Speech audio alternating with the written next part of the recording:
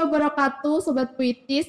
Untuk podcast kali ini, aku bakalan ngobrol sama salah satu mahasiswi Prodi Pendidikan Bahasa Indonesia, Bahasa dan Sastra Indonesia, maaf, Kak Feni. Apa kabar, Kak? Alhamdulillah baik. Nah, untuk podcast ini kita bakal ngobrol soal teacher idol. Karena Kak Feni ini pernah ikut lomba dan dapat juara pertama ya, Kak? Tidak, Kak. Jadi di Teacher Idol yang tahun 2019 itu karena ada ada bidang studinya gitu loh, Kak. Nah, aku mendapatkan juara 3 di situ. Tapi di tahun 2020 kemarin karena di situ secara umum, jadi juaranya itu tidak berbidang, jadi secara umum saya mendapatkan peringkat 1 harapan 1 maksudnya. Maaf. Bagus ya. Jadi udah 2 kali ikut Teacher Idol. Iya. Nah, untuk konsepnya sendiri ini gimana, Kak? Untuk perlombaannya itu? Untuk perlombaannya ini yang di tahun 2019 apa di tahun 2020? Soalnya beda, Kak. Oh, beda itu. Iya. Jadi setiap tahunnya itu dari sananya itu seperti beda gitu. Ada untuk perbedaannya sendiri apa tuh, Kak? Kalau di tahun 2019 itu pure kita dari awal, dari babak semifinal sampai ke final itu kita ngajar. Jadi mengajar di kelas layaknya kita jadi guru gitu. Tapi kalau di tahun 2020 kemarin itu babak semifinal memang kita mengajar, tapi beda karena pandemi mengajarnya melalui virtual, Kak. Jadi tahun 2020 kemarin lombanya itu dari rumah masing-masing gitu. Iya. Terus di babak finalnya itu kita di tahun 2020 harus menguasai materi. Kalau di 2019 kan kita harus mengajar ya, harus mengajar di kelas, menghadap murid-murid. Itu tidak. Di tahun 2020 babak finalnya itu kita hanya menguasai materi, habis itu ditanyain juri tentang penguasaan materi kita. Berarti kayak langsung tanya jawab gitu dari panelis, dari jurinya. Dari gitu? Juri, Kak, dari juri. Dan itu jurinya dari lintas program studi, ada dari PGSD, ada dari matematika, ada dari bahasa Indonesia. Itu dan pokoknya itu saya sempat debat dengan jurinya. Yang paling asik itu di situ. Saya bisa debat dengan jurinya. Kalau menurut Kak Feni nih, dari yang 2019 ya tadi sama yang 2020 ini sulitan yang mana nih, Kak? Kalau menurut aku semuanya memiliki tingkat kesulitan tersendiri sih. Yang di tahun 2019 itu kesulitannya karena aku belum mendapatkan kelas micro teaching, jadi ya seadanya aku ngajarnya. Tapi kalau di tahun 2020 ini hambatannya, aku itu kalau di virtual selalu nervous, dedek gitu. Tapi kalau secara langsung gini, aku itu enjoy aja ngalir gitu, nggak ada nervousnya, nggak ada dedeknya gitu. Tapi kalau di virtual heran saya tuh gitu, saya tuh suka dedek tangan, tangan saya ini. Padahal kalau kita seharusnya nervousnya tuh lebih ke kayak langsung gini ya seharusnya. Iya sih. Iya. Tapi saya beda. Kan kalau tatap muka gini aku biasanya mengalihkan untuk biar nggak dedek, biar nggak gugup, nervous. Itu aku biasanya jalan mondar mandir gitu, kayak tanya murid-muridnya gitu. Tapi kalau virtual aku hanya bisa duduk diem gini, tangan aku dingin soalnya itu. Terus kalau kemarin untuk Mas Ulil kan juga pernah nih. Nah iya. Kalau Mas Ulil itu ikut lomba simulasi mengajar ya kan? Iya. Nah, kalau Mas Ulil kemarin itu katanya sebelum untuk persiapannya itu harus menyusun RPP dan lain sebagainya. Kalau untuk Teacher Idol sendiri sama. Jadi juga ya? Iya, sama. Jadi tahap pertama seleksi itu kita menyusun RPP dulu, baru seleksi. Itu yang di tahun 2019 ya, Kak. Kalau di tahun 2020 beda lagi. Nah, kita harus menyusun RPP, rencana program pembelajaran, dan kita juga harus mengirimkan video pembelajaran. Iya, betul. Itu. Terus ini tuh tingkatnya apa, Kak, kalau boleh tahu? Teacher Idol Iya. ini tingkatnya nasional, Nasional. Kak. Jadi yang di tahun 2019 itu saya kan datang langsung Iya. tuh di Surabaya. Oh, Yang iya. mengadakan kan STKIP Al-Hikmah Oh, Surabaya. iya, iya. Di Surabaya saya datang pas waktu apa namanya?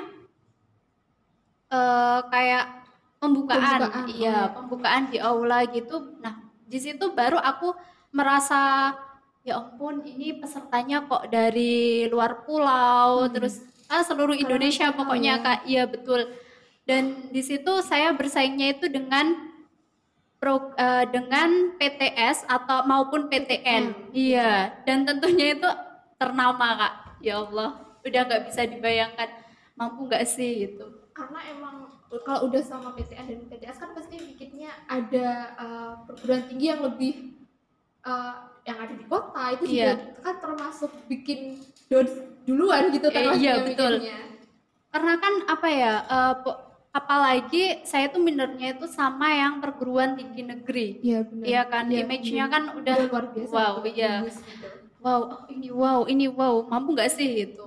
Itu normal banget kalau menurut saya pastinya. Nah, kalau untuk pesertanya itu dulu berapa Kak? Ada berapa yang mendaftarkan itu kalau? Kalau di Teacher Idol 2019 itu sekitaran 1.000 peserta ada, tapi kan ada ada bidangnya masing-masing, ada Iya. matematika, Oh, PGSD, Berarti itu iya. jadi bukan umum ya? Aku Iya, kiranya- kalau yang 2019 itu bukan umum. Tapi Oh, kalau iya. yang 2020 Itu karena virtual terus kemungkinan pesertanya itu kurang, jadinya ya juaranya umum gitu, Kak. Terus nih, kalau untuk sistemasi pendaftarannya, kalau Mas Ulil dulu itu katanya dari program studi itu diambil dari per program studi kan, dua anak, habis itu diseleksi lagi, terus hasil seleksinya itu dijadikan perwakilan gitu. Kalau Mas Ulil kemarin, kalau untuk Kak Feni sendiri itu gimana? Sama atau Kalau langsung? di tahun 2019 itu karena informasinya mendadak, jadi hanya 2 hari sebelum ditutup pendaftaran sama pengiriman RPP. Nah itu hanya saya yang maju kan. Waktu itu saya yang mau maju. Terus kalau yang di 2020 itu saya bareng-bareng itu tidak diseleksi Oh, tidak karena diseleksi. kuota masih bisa, Banyak. ya Oh, kuota masih banyak. banyak. Kita bisa mengirimkan peserta sebanyak-banyaknya gitu dari sini. Kemarin ada 10 kalau tidak salah. 10 anak yang mewakili. Iya, Dari betul. Dari STKIP. STKIP. Ada Kak Divya sama Iya. Kak Ulil juga. Oh iya, kemarin juga ikut. Terus pas waktu pertama kali dapat informasi Kak Feni itu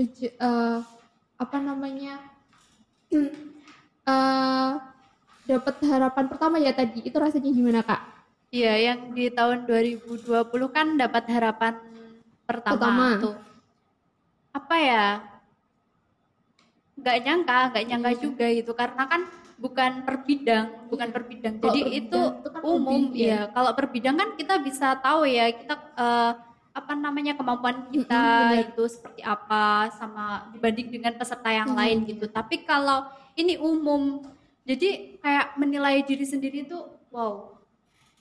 Bisa nggak gitu? Iya, masuk 5 besar itu sudah tidak menyangka itu, apalagi tingkatnya itu nasional itu ya, betul. Banyak yang pastinya mikirnya banyak yang udah berpengalaman tentunya, terus dilihat dari latar belakang tempat pendidikannya juga itu benar-benar mempengaruhi banget Iya. gitu. Sebelum itu kan ada videonya, kalau Iya. yang di tahun 2020 ini ada videonya. Nah, lihat dari video-video mereka itu kayak merasa minder, kayak merasa udahlah bakalan nantinya nggak akan masuk lah 5 besar gitu. Tapi Alhamdulillahnya. ya, alhamdulillah pas pengumuman itu, dapat, ya Allah, alhamdulillah gitu loh, bisa dapat masuk 5 besar peringkat harapan 1 itu luar biasa bagi saya sendiri itu. Bukan soal apa ya, tapi sebenarnya bagi saya itu bukan soal saya dapat juara berapa, itu bukan, tapi lebih ke pengalamannya. Iya. Benar. Untuk pengalamannya pasti nantinya juga kalau selesai dari pendidikan tinggi ini kan pasti juga bakalan kepakai banget buat untuk mengajarnya, iya kan? Kak? Iya betul, apalagi kalau kemarin yang di tahun 2019 kan saya belum PLP Iya tuh. benar. Ya, belum PLP 2, jadi pas waktu PLP itu saya sudah tidak kaget lagi. Karena udah pernah Iya, mengajar juga. udah pernah. Nah, Terus itu muridnya tadi. kan yang diajar bukan anak SMA, malah anak kuliah. Oh iya. Anak kuliah yang pura-pura jadi Jadi anak SMA. SMA. Iya, benar-benar bantu. Terus sekarang ini kan Kak Feni itu udah semester 7 ya? Semester 8. Oh iya, semester 8, maaf. Berarti masih pasti sibuk-sibuknya skripsi dan lain sebagainya. Iya, sibuk skripsi, terus ada lagi kuliah mata kuliah penyiaran. Mata kuliah penyiaran. Iya, kemarin sempat mengadakan diskusi kreatif juga. Oh iya, yang kemarin ya. Iya. Terus untuk skripsinya itu mengambil apa Kak yang diteliti? Untuk penelitiannya? Oke, penelitian. Oh, alhamdulillah. Sekarang waktunya buka. Mbak bisa boleh minta airnya nggak buat batalin puasa? Makasih. Terima kasih. Buat teman-teman yang di rumah bisa buka duluan ya, nggak apa-apa. Doa dulu Kak. Doa dulu.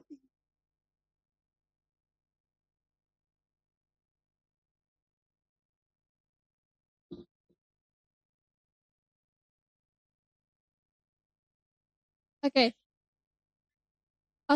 Kita lanjutin lagi ya teman-teman. Terus tadi sampai mana ya? Lupa sampai. Kita sampai penelitiannya sampai mana, ya. Kak? Sampai mana ya, benar. Iya. Jadi penelitian saya mengambilnya bukan penelitian murni bahasa Indonesia murni, itu bukan, tapi lebih ke penerapan, jadi ke pendidikan. Awalnya kenapa saya memilih ini? Awalnya itu PLP sih sebenarnya, program itu yang ngajar di sekolah. Iya. Itu saya dapat curhatan dari murid-murid atau anak didik itu gini, Bu, saya itu bosan belajar sudah dari rumah, itu kita belajarnya dikirim materi, video, kita harus baca, kita harus mendengarkan, belum lagi di sekolah kita juga harus mendengarkan penjelasan dari guru, menyimak pembelajaran, karena pembelajaran tidak bisa dilakukan secara berkelompok, ya kan? Kan pandemi COVID-19. Waktu itu kemarin PLP-nya juga sudah pandemi ya Kak? Iya, pandemi, tapi alhamdulillah yang kemarin itu masih bisa karena luring, ada sebagian luring, ada sebagian daring. Istilahnya sekolah tatap muka terbatas. Oh kan? iya. Nah, di situ anak-anak curhat bosan dengan pembelajaran yang seperti itu, monoton. Terus mereka juga kayak curhat gitu, Kak, setiap hari kita itu bukan setiap hari sih, kita itu selalu bukan hanya di mata pelajaran ini, tapi mata pelajaran yang lainnya juga menggunakan media ini, yang Kak. sama gitu. Media yang sama, terus itu kami bosan. Nah, akhirnya curhatan dari mereka, terus saya juga ingin mengabdikan pada dunia pendidikan, karena pada dasarnya saya itu memang suka dengan dunia pendidikan. Ya, betul. Saya suka dengan dunia pendidikan, suka berinteraksi dengan anak-anak itu. Nah, akhirnya pada waktu itu untuk pengajuan judul skripsi, saya mengajukan beberapa judul tentang pengembangan media pembelajaran. Nah, yang di SSC 1, pengembangan media pembelajaran pop-up. Oh iya. Jadi berangkat dari permasalahan, Mbak Feni ini luar biasa ya.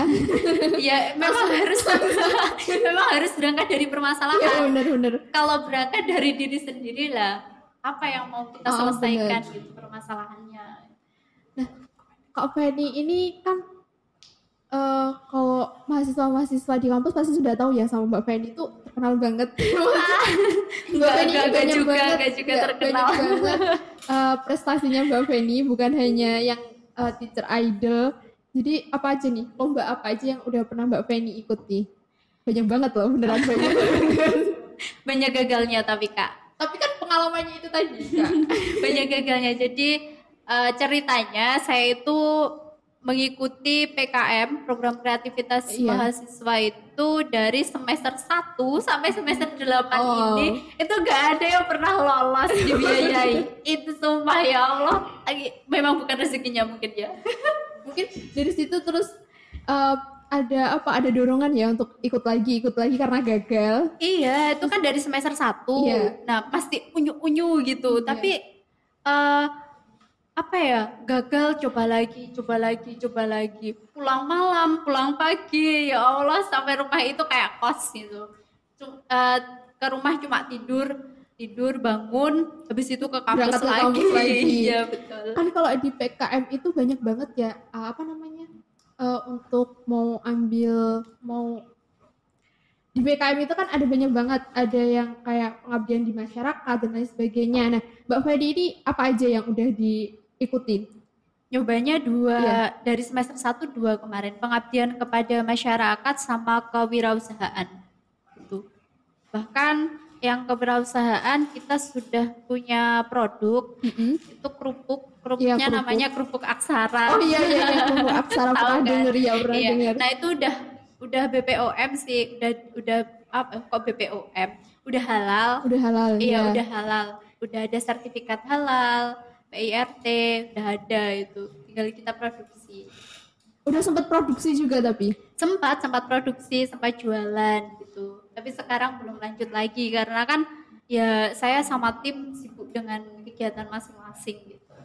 Ya, karena kalau untuk PKM itu kan bukan hanya dari semester tertentu ya, tapi semua semester kalau mau ikut boleh. boleh. Karena itu harus menyesuaikan waktunya sendiri-sendiri gitu, dan itu emang sulit sebenarnya. Iya. Nah, kan sekarang tadi udah semester 8 ya, pasti banyak banget kan masalah-masalah yang dihadapi gitu. Banyak. Kemarin saya itu berhenti, bukan istilahnya berhenti sih, tapi istirahat. Iya, istirahat.